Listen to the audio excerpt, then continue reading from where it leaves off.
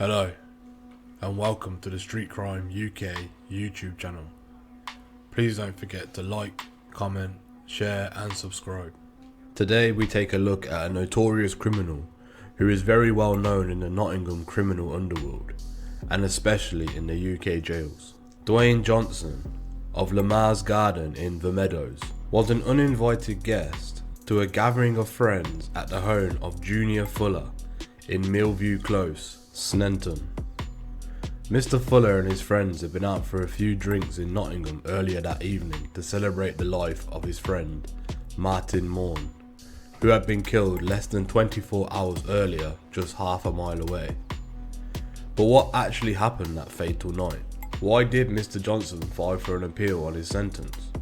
Today we take a deeper look into the events that led up to the tragic stabbing which took place that night. In due course, he was sentenced to life imprisonment as required by law, and the judge specified a minimum term of 21 years, minus the days that he had spent on remand. Mr. Johnson had made his appeal as he believed the judge had made a mistake. The mistake that Mr. Johnson believed the judge had made was due to some of the remarks that the judge had made during sentencing. The judge had stated that Mr. Johnson had brought a knife to the scene, and he believed that the judge believing this fact made him begin sentencing at a starting point of 25 years. However, Mr. Johnson believes that there is no proof to prove that he had a knife that night, and therefore he believes that an appropriate starting point should have been one which would start at 15 years imprisonment. Mr. Johnson believes because the judge sentenced him under the wrong starting point, that he has reached a figure way too high for the crime that was committed. So what happened on that fatal night? On the night of the 10th and 11th of December 2016, Mr. Johnson had been at a party at Mr. Fuller's house in Sneinton, which is in Nottingham. It appears that they had not really known each other. Mr. Johnson had arrived at the house looking for somebody called Jamie Robb and had been told that he was at the house. The house belonged to or was occupied by Junior Fuller. Initially, Mr. Fuller refused Mr. Johnson entry, but eventually he did let him in. Mr. Johnson was in the house for some time during which there was no problems at all. By around 4 o'clock in the morning, Mr. Fuller, who it was explained during the trial had a significant amount of drink and also cocaine in his system, apparently had become frustrated that he had lost his keys and his phone. He accused others at the house gathering of taking them and started asking people to leave. His suspicions were misplaced because it transpired that the keys were in one of his friend's pockets, a fellow partygoer and a friend who was also very drunk himself. And as for his mobile phone, that was apparently found behind his mirror in his bedroom. It was noted by the prosecution that Mr. Johnson's fingerprints were found on the bedroom door. But whatever relevance or irrelevance of that, there was an altercation that took place. In particular, Mr. Johnson took offence to being asked to leave. He was heard to say things like, "Don't talk to me like that," and "What do you mean leave?" as he replied back to Mr. Fuller. The men squared up to each other. It may have been that first actually to confront was Mr. Fuller, but regardless of who confronted who, there was definitely a confrontation between the two. Witnesses at the party did observe that Mr. Fuller punched out at Mr. Johnson, and indeed hit him with 2 punches. Mr. Fuller, according to the witnesses, was the first to administer any violence. The 2 men then grappled each other and moved outside through the back door into the back garden. No one had, at that stage, seen any knife either on Mr. Fuller or Mr. Johnson, either in their hands or anywhere else for that matter. When they both went into the garden, the 2 fell into some bushes, and the scuffle continued for around 40 seconds. After that, Mr. Johnson had got up quickly, walked through the house and left. Mr. Fuller stumbled back into the kitchen and collapsed. There was evidence that he said words to the effect of, "I've been stabbed, he stabbed me." He lay down on the kitchen table. Mr. Fuller was unfortunately pronounced dead at 4:44 AM. The post-mortem examination revealed 3 sharp force injuries by way of bladed weapon to his chest. 2 of those had penetrated his ribcage, causing fatal injury to the heart and lungs. There was no doubt that a knife had caused those fatal injuries. That knife that had been used has never been recovered. It was accepted by the prosecution that Mr. Johnson had not set out that evening with a view to stabbing Mr. Fuller. Rather, what had happened, in effect, had happened relatively spontaneously. It was the prosecution's case that Mr. Johnson had become angry with Mr. Fuller, in particular for being asked to leave the party, and Mr. Johnson had lost his temper. It was also the prosecution's case that Mr. Johnson had a knife on him, and he gave in to his anger in the garden, stabbing Mr. Fuller whilst he was in there. In support to the prosecution's case, amongst many other things, it was sought to say that Mr. Johnson had numerous previous convictions for violence in his very troubled past. As far as the direct evidence was concerned, there was, amongst other things, evidence from Jamie Robb, who was a mutual friend of Mr. Johnson and Mr. Fuller, and indeed was the man that Mr. Johnson had been looking for when he went to the house in the first place. Mr. Robb gave evidence about the fight and described how it was started. He said it was Mr. Fuller who threw the first punches. He also was to say that he heard Mr. Fuller saying, "I've been stabbed," and he stabbed me. Another witness, Casey Starbuck, said that Mr. Johnson had took offence and started to get angry when Mr. Fuller started asking people to leave. Miss Starbuck explained that she heard Mr. Johnson querying why he had to leave, and, according to her, the two had, during the argument, started wrestling. Miss Starbuck said she went outside to the front of her house to have a cigarette, and Mr. Johnson came outside. According to Miss Starbuck, as he walked past, he said, "Why did he make me do that?" When Miss Starbuck asked him what he meant, according to her, Mr. Johnson made no reply and just walked away. There was also other evidence which was not necessary for the court to look into in any detail. For example, one witness called Janine Salmon claimed to have heard a male voice saying, "I did not mean to do it. He should not have got in my face." However, that evidence, it appears, was strongly undermined by the course of cross-examination. After the incident which had taken place that night, Mr. Johnson had handed himself into the police station on the 15th of December 2016. It appears that Mr. Johnson had learning difficulties and other difficulties. In an interview, he was said to say that he had been struck by Mr. Fuller from behind in the garden, and that it was a sneak attack. The blows that were being delivered to him were blows with full violence and force, intending to knock him out. Mr. Johnson explained that he tried to punch back, but to no great effect, because he was stunned and was also under the influence of drink and cannabis. Mr. Johnson said that he had gone to the garden, in effect, to take refuge, but had been subject to further one-way violence being inflicted by Mr. Fuller. Mr. Johnson said he had been knocked or tripped to the ground, and was repeatedly struck from behind when he was on the ground. Mr. Johnson then said that he found himself confronted by Mr. Fuller, who had now produced a knife. In addition, Mr. Fuller was also trying to choke him with one hand, according to Mr. Johnson. Mr. Johnson was trying to explain that he, in effect, had been the victim throughout the attack, and that Mr. Fuller had came out to stab him because of that incident.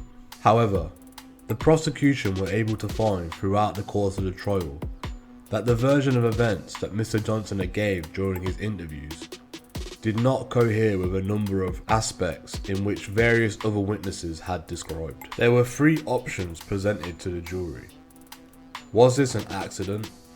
Was it done in self-defense? Or was it done intentionally? Mr. Johnson did not himself give any evidence at trial. There were a number of agreed facts also placed before the jury. It was accepted, amongst many other things, that Mr. Johnson did in fact have 2 cut injuries to his hands, as well as a minor cut on his left thigh area. Prior to the trial, the prosecution had made an application seeking to use evidence of Mr. Johnson's bad character during the trial. Furthermore, the defence had put in an application to have the previous convictions of Mr. Fuller also put into evidence. The previous convictions of Mr. Fuller, as we understand, included convictions for violence, albeit no convictions for knife violence. So far as the convictions for Mr. Johnson were concerned, He unfortunately had a very bad record, having 31 convictions for 71 offences in total, which all took place between 2000 and 2017. The particular instances of bad character which the prosecution were proposing to have put in evidence dated back to 2002 and ran up to 2016. These included 12 convictions for assault and battery, 2 for threatening behaviour, and 2 for assaults causing actual bodily harm which were committed in 2011 and 2014. It is right to note that Mr. Johnson had pleaded guilty to all such matters. Furthermore, none of these offences had involved carrying a knife or any other weapon. He had no previous convictions for possessions of knives or any bladed articles. It was accepted at trial that the way in which the defence's case was being conducted had involved an attack on Mr. Fuller's character. The judge had this to say to the jury on each character reference. You have heard the evidence that the defendant, Mr. Johnson, also had previous convictions for offences of violence. The reason that you have done so is that the defence that Mr. Johnson has made involved the attack on the character of Mr. Fuller, by asserting that it was Mr. Fuller himself who was the sole aggressor and who had produced and sought to attack and injure Mr. Johnson with a knife.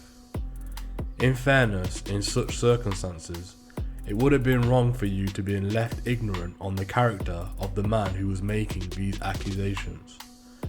You are entitled to have a regard to the defendant's own bad character when deciding what the truth in the case is.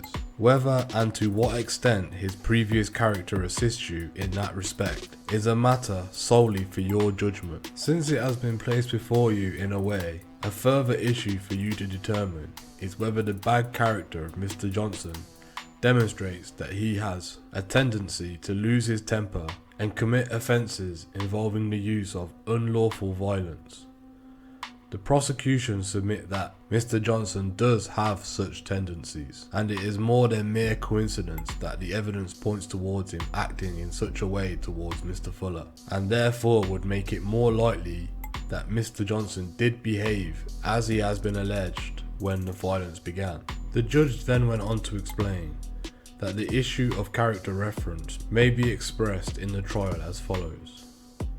In the circumstances in which Mr. Johnson found himself, whatever you believe them to have been, what effect, if any, did his previous character have upon the conduct of Mr. Johnson that night?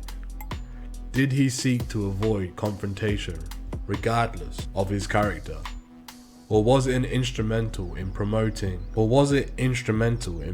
him to respond with the unlawful violence that he used that night? Whatever the reason for its admission, and upon whichever ground you are considering it, please bear in mind that also the purpose of a bad character evidence is not to generate unfair prejudice towards the defendant, and you must guard against that. The judge also had this to say. The prosecution's case is that Mr. Johnson started fighting back immediately. This is something else that the jury will have to consider. There is no evidence that Mr. Johnson went to the house armed. This is an issue that may have to be revisited upon later on the event of a conviction. Equally, however, it is a valid possibility that the jury may think that there are knives in pretty much every kitchen in the country, and so Mr. Johnson could have armed himself with a knife there at the premises, and also Mr. Fuller could have done so equally. Miss Bennett Jenkins, who was heading the appeal process, focusing on the observations of the judge as indicating that it could not be said with certainty that Mr. Johnson had in fact brought a knife to the scene, as indeed the judge had said. Miss Bennett Jenkins also relied upon further remarks made by the judge after the jury had retired. Rather surprisingly perhaps, the judge had debated with the counsel in the absence of the jury as to whether or not the jury should be invited to return to a special verdict. One might be held as to whether they formed the view as to whether or not the knife had been taken by Mr. Johnson. However, the judge went on to say this. In my own view, Having thought about everything overall, I have realised that I will have to decide the issue for myself on the evidence. I do not say anything for the moment. Obviously, all these things are open for discussion, but we will see what happens later on. The judge, during the course of sentencing, gave detailed reasons for drawing the conclusion of which he did. In his opinion, he believed that Mr. Johnson had indeed brought a knife to the scene, and in drawing that conclusion, the judge had made clear that he had applied, as he was required to apply, the criminal standard of proof. Amongst other points on which the judge relied upon were these. First, there was evidence of damage to Mr. Johnson's left-hand pocket of his tracksuit bottoms, which he had been wearing on the evening in question.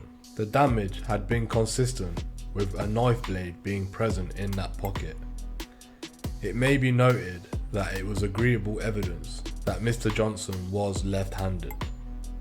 Secondly, no one had seen a knife picked up by either man in the kitchen area before the two went to the garden. Third, Mr. Fuller had intentionally been seen to be striking out with punches. Mr. Fuller had not, at any stage, used a weapon. Fourth, the knife had never been recovered. The judge pointed out that it was consistent with Mr. Johnson having taken it away to be unobserved, which again was consistent with him having brought it to the house in the first place, unobserved. Fifth, it is clearly the case that the jury must have rejected the defence's case that Mr. Fuller had first attacked Mr. Johnson in the garden with a knife. However, Miss Bennett Jenkins, who was filing the appeal on behalf of Mr. Johnson, nevertheless says, applying as one must to the criminal standard, that evidence was simply not enough. No one, she pointed out, had at any time seen Mr. Johnson with a knife. Furthermore, his previous convictions had never involved possession or use of a knife. She observed that no blood, as such, has been found on his trousers. Moreover, the initial altercation had started in the kitchen, and the kitchen is an area, obviously, where knives may well have been kept. Even if no one had seen either man pick up or use a knife. Miss Bennett Jenkins further understandably emphasised that in any view, what happened was relatively spontaneous, and it was never suggested that Mr. Johnson had gone to the house in the first place looking for violence or for trouble. These were precisely the points that were raised at the trial and debated before the judge before sentencing purposes. We must remember that this is the trial judge who has seen and heard all the evidence as it unfolded.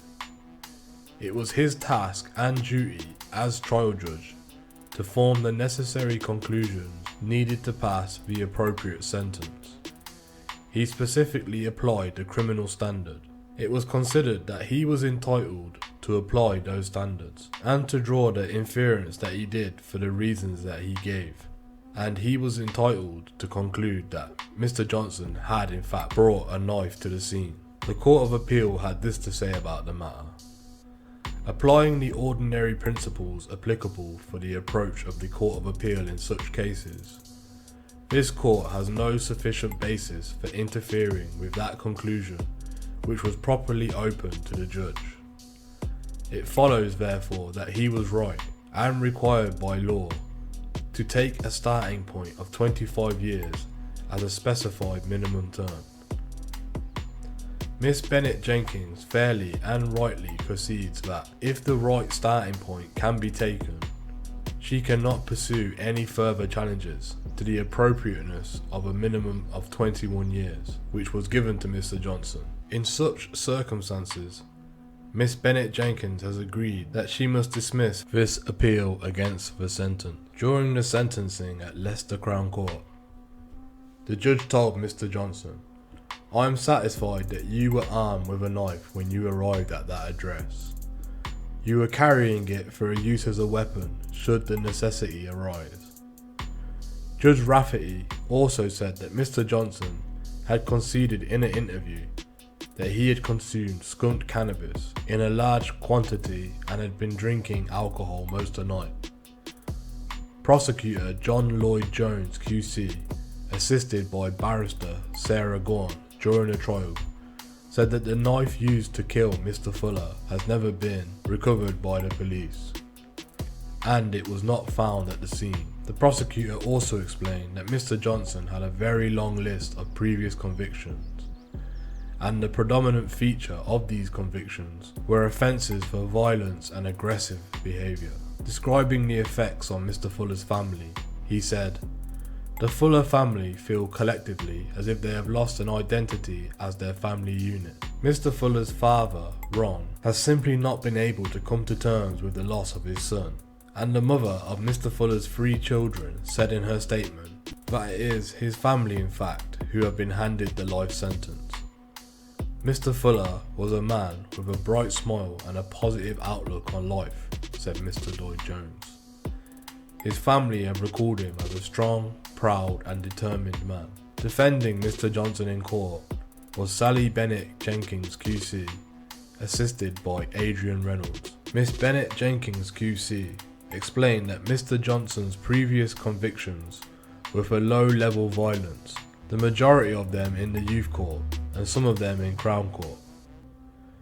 Miss Bennett Jenkins also explained that Mr. Johnson had an extremely disrupted upbringing and had spent the majority of his life in care. Mr. Johnson was sentenced to 21 years before he can be eligible for parole. What are your opinions on what happened that night? Do you believe that Mr. Johnson did in fact bring a knife to the party? Or that he had picked one up when he got there? What about the fingerprints that were found on the bedroom door? Do you believe that Mr. Johnson had placed the phone back there? Or that Mr. Fuller had placed it there while he was drunk that night? Also, what are your thoughts about the sentence? Do you believe it was too excessive or not harsh enough? Please let us know in the comments below. Thanks for joining us today. If you enjoyed this content, please don't forget to like and share, and if you're new to the channel, please don't forget to subscribe so you can join us for the next video. Thank you for joining us today, and until next time, stay safe.